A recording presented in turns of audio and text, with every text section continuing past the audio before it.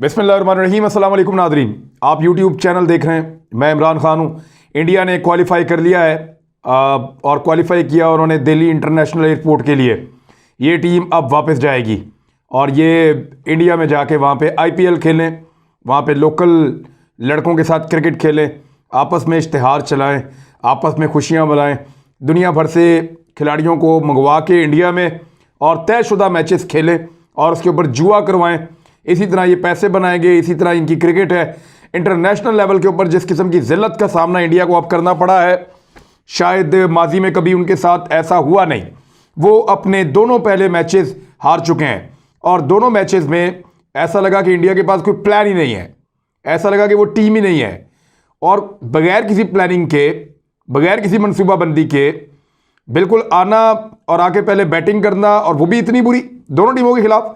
यानी पाकिस्तान के खिलाफ तो उन्होंने फिर भी कुछ रन्स बना लिए थे और वो 151 तक पहुंचे थे, लेकिन यहाँ 110 स्कोर पे रोक लिया उनको न्यूजीलैंड ने।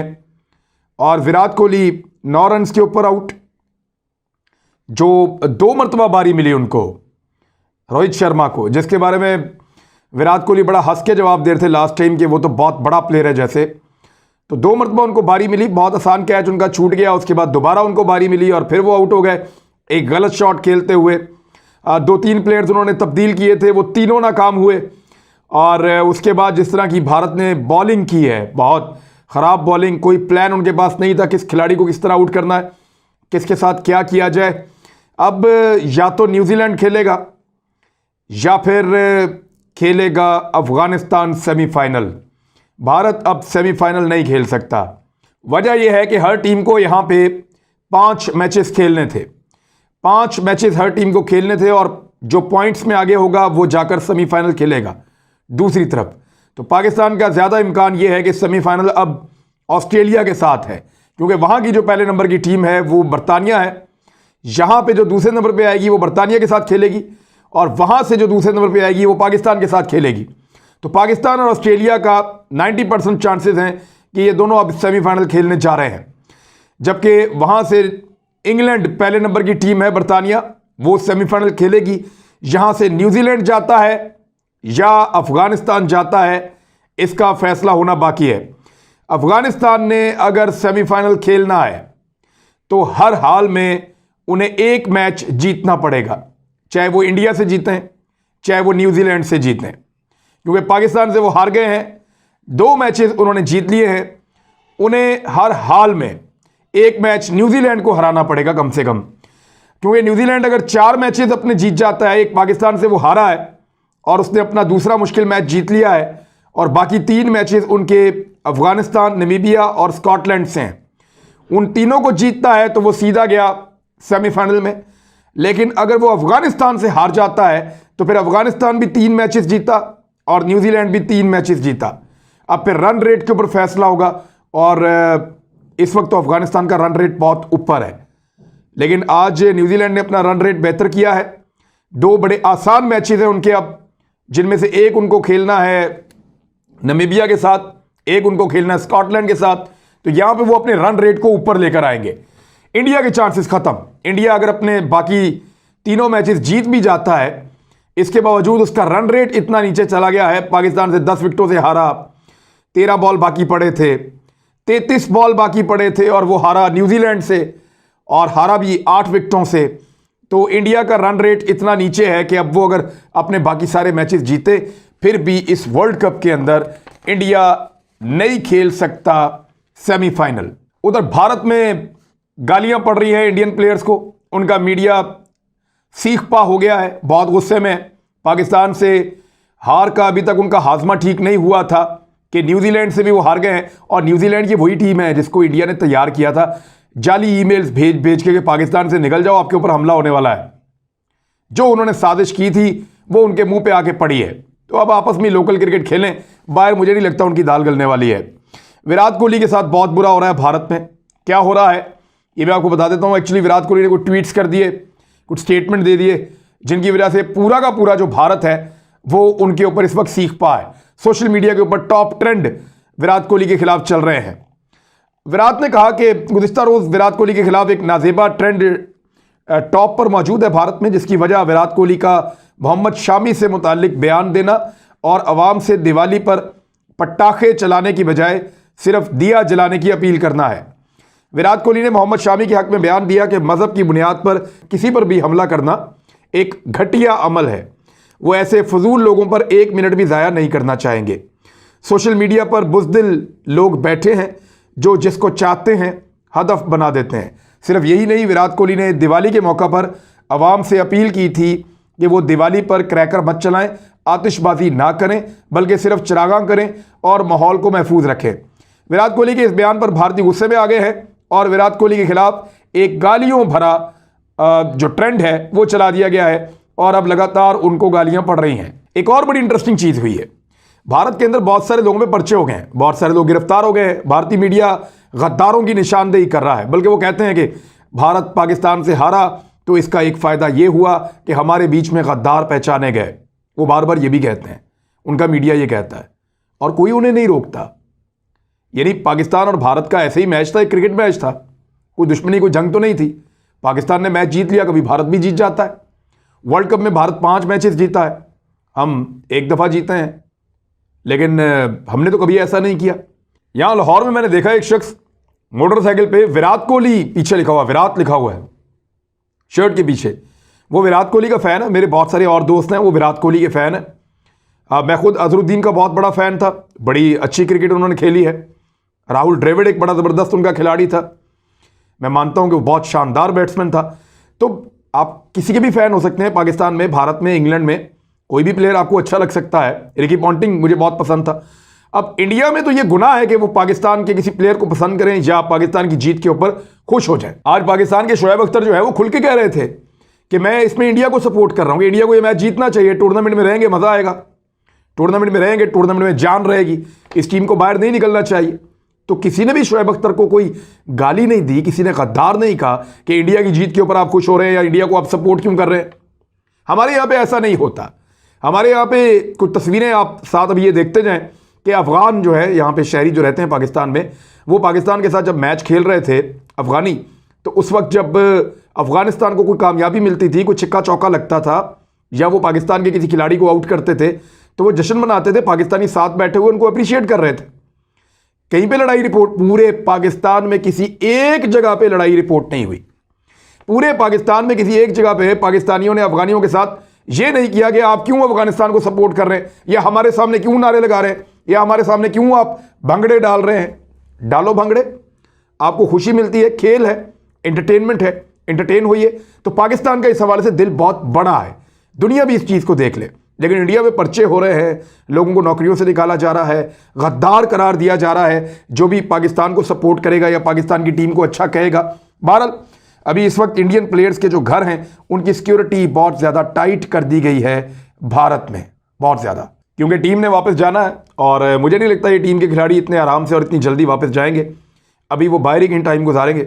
हो सकता है कुछ प्लेयर्स यूरोप की तरफ चले जाएँ और इंडिया जाने से अभी घबराएं या कतराएं, क्योंकि बड़ा मुश्किल होता है कि प्लेयर्स वापस इंडिया जैसे मुल्क के अंदर जाएं और लोगों का सामना करें। जबकि भारतीय मीडिया ने तो भारत की टीम का दुर्गत बना के रख दी है कि 1 महीना पहले से ये पूरा आईपीएल इन्होंने यहाँ पे खेला है। 15 तारीख को इनका आईपीएल ख़त्म हुआ, 17 तारीख को वर्ल्ड कप के मैचेस शुरू हुए। यानी 1 महीने से वहाँ बैठे हुए हैं और प्रैक्टिस कर रहे हैं, वापस नहीं आ रहे कि इन विकेटों के ऊपर हमारी इतनी प्रैक्टिस होनी चाहिए कि हम हर टीम को यहाँ पर मैच हराएं। लेकिन लोकल क्रिकेट खेल खेल के आईपीएल वगैरह और कमर्शियल करके इन्होंने इतने अपनी टीम का बेड़ा गर्क किया कि ये समझते हैं कि ये बहुत बड़ी गेम करने जा रहे हैं। लेकिन जब बैन अल-अक़वामी मुकाबले होते हैं, टीमें अपने मुल्कों के लिए खेल रही होती हैं, तो सिनेरियो मुख्तलिफ होता है। ये भारत को अब समझ जाना चाहिए। भारत के लिए एक और बहुत बुरी और मुश्किल खबर है, वो ये है कि भारत से आज़ादी के लिए लंदन में खालिस्तान रेफरेंडम का इनेकाद हो गया है। अब जो रेफरेंडम वो अनाउंस कर चुके थे बहुत पहले से, उसका आगाज़ हो चुका है। ये एक वीडियो ट्विटर पे मौजूद है और इस वीडियो में मैं देख रहा हूं कि हज़ारों सिख, ख़वातीन, बुज़ुर्ग, बड़े छोटे ये मौजूद हैं, बहुत बड़ी तादाद में नौजवान भी। और ये सिख इस वक्त लंदन में वोटिंग कर रहे हैं और इसके अलावा बाकी जगहों पे भी इनकी ये वोटिंग होगी। तो ये जो सिखों का फैसला है कि उनको एक अलग मुल्क चाहिए, ये भारत के लिए मुश्किल पैदा करेगा। गुज़िश्ता दिनों मैंने आपको नक्शा भी दिखाया था खालिस्तान का, और उसी के लिए ये रेफरेंडम हो रहा है। जो खबर मेरे पास मौजूद है वो मैं आपको पढ़ के सुना देता हूँ। ये KM न्यूज़ की जानिब से है। भारत में सिखों के अलहदा वतन के क़याम के लिए लंदन में रेफरेंडम का आगाज़ हो गया। रेफरेंडम का ऐलान एक ग्रुप है जिसका नाम है सिख्स फॉर जस्टिस, उन्होंने किया है। खालिस्तान के क़याम के लिए वोटिंग का अमल शुरू हो गया है और सिखों के अलग वतन खालिस्तान का नया नक्शा भी जारी कर दिया गया है।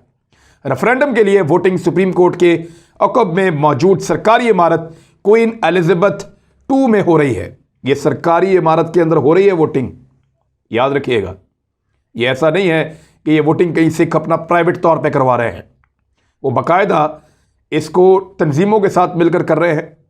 वो बाकायदा इंटरनेशनली पूरी तरह से एक्टिव हैं और वो दुनिया को दिखा रहे हैं और बता रहे हैं कि हमारे वोट किस तरफ हैं और किसके साथ हैं।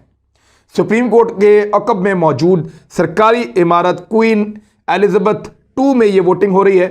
वोटिंग के मौके पर इमारत में खालिस्तान के झंडे भी लगा दिए गए हैं। सिख रहनुमाओं का कहना है कि भारतीय दबाव के बावजूद बरतानवी हुकूमत ने रेफरेंडम की इजाज़त दी है, जिस पर उनके शुक्रगुजार हैं। भारत ने बड़ी कोशिश की थी।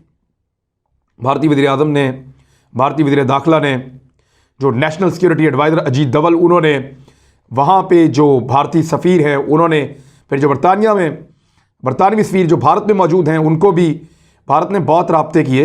इवन जो प्रीति पटेल हैं उनको टच करने की कोशिश की कि कुछ भी करके ये रेफरेंडम जो लंदन में हो रहा है इसको रोका जाए। लेकिन फिर भी सिखों का मौक़िफ़ जो है वो बड़ा दुरुस्त था और उनके मौक़िफ़ में बड़ी जान थी, इसलिए बरतानिया ने उसको तस्लीम किया और रेफरेंडम की निगरानी गैर जानिबदार कमीशन कर रहा है। रेफरेंडम में 50,000 से ज़ायद अफराद की आमद मुतवक्के है। लंदन के बाद रेफरेंडम अमेरिका, कनाडा, ऑस्ट्रेलिया और भारतीय पंजाब में मुनक्कद होगा। याद रखिएगा, ये बहुत मुश्किल में पड़ने वाला है भारत। पहले मरहले में दुनिया के मशहूर तरीन शहर लंदन के अंदर ये रेफरेंडम हो रहा है। यहाँ 50,000 के करीब वोट पड़ेंगे। फिर ये जाएगा अमेरिका में, ये न्यूयॉर्क में करवाएंगे इसको, वाशिंगटन में करवाएंगे इसको, बहुत बड़े पैमाने पर वहाँ पे भी वोटिंग होगी। और न्यूयॉर्क के बाद ये इसको ले जाएंगे कनाडा, और कनाडा में जब इसके ऊपर वोटिंग होगी तो वहाँ सिखों की तादाद लाखों में है।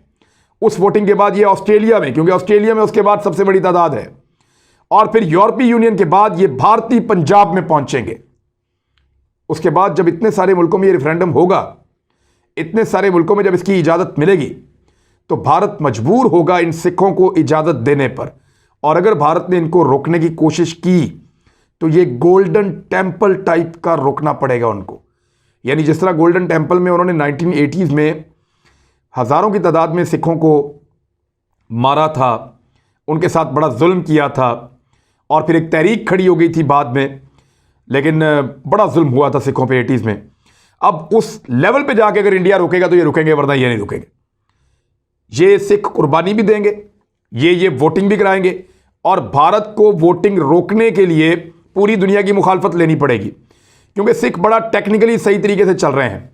उन्होंने पहले बरतानिया का इंतखाब किया, जिससे ये खित्ता पूरा का पूरा आज़ाद हुआ था।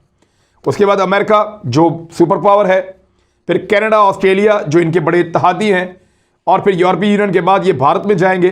तो इस तरह होगा ये कि पूरी दुनिया की, वो हिंदी में कहते हैं सहमति लेकर, या पूरी दुनिया का कॉन्सेंट लेने के बाद, पूरी दुनिया की मंजूरी लेने के बाद ये सिख भारत में जाएंगे उसी रेफरेंडम के लिए।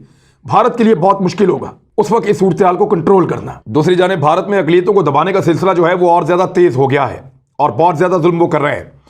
मैं कुछ खबरें मेरे पास है, इनमें से कुछ मैं आपको पढ़ के सुना देता हूँ। इसका ये BBC ने भी इसको रिपोर्ट किया है और TRT वर्ल्ड ने भी इसको रिपोर्ट किया है, दीगर भी अखबारात इसको रिपोर्ट कर रहे हैं। भारत की रियासत त्रिपुरा में मुसलमानों पर तशद्दुद के वाक़यात में इजाफा हो गया है। एक हफ्ते के दौरान हिंदू इंतहा पसंदों ने कई मसाजिद की बेरुमती की है और मुसलमानों की इमलाक जलाई हैं। बैन अवी मीडिया रिपोर्ट्स के मुताबिक बांग्लादेश की सरहद से मुत्तसिल भारतीय रियासत त्रिपुरा गुज़िश्ता एक हफ्ते से तशद्दुद की लपेट में है। यहाँ हिंदू जो इंतहा पसंद हैं वो तलवारें हाथों में लेकर आते हैं और मुसलमानों के ऊपर हमले करते हैं। उन्होंने कई मुसलमानों को शहीद भी किया है। जहाँ बसने वाले मुसलमानों पर हमले किए जा रहे हैं और इनके कारोबार समेत मसाजिद पर भी हमले किए जा रहे हैं। कम से कम 1 दर्जन मसाजिद में तोड़ फोड़ की गई है या उन्हें शहीद किया गया है। कई मुकामात पर मुसलमानों के घरों और कारोबारों पर भी हमले किए जा रहे हैं। मुसलमानों के खिलाफ पुरतशद्दुद वाकयात पर अपोजिशन रहनुमा राहुल गांधी ने मोदी सरकार पर तनकीद करते हुए कहा है कि हिंदू मजहब के नाम पर नफरत और तशद्दुद करने वाले हिंदू नहीं हैं, ये मुनाफिक हैं। हुकूमत कब तक अंधी और बैरी होने का ड्रामा रचाती रहेगी, लेकिन मोदी को तो कुछ नजर नहीं आता। वो तो हिंदुत्व का नाम लेकर हिंदुओं की एक बहुत बड़ी जो वोट बैंक की कैपेसिटी है उस पर कुंडली मारकर कब्जा किए बैठा है और मोदी को कुछ नजर नहीं आता। लेकिन अपने इस इख्तिदार के चक्कर में उसने भारत में एक ऐसा बारूद इकट्ठा कर दिया है जो कभी भी फटेगा तो पूरे भारत को नुकसान होगा। अब तक के लिए इतने, अपना ख्याल रखिएगा, अपने इस चैनल का भी। अल्लाह हाफिज।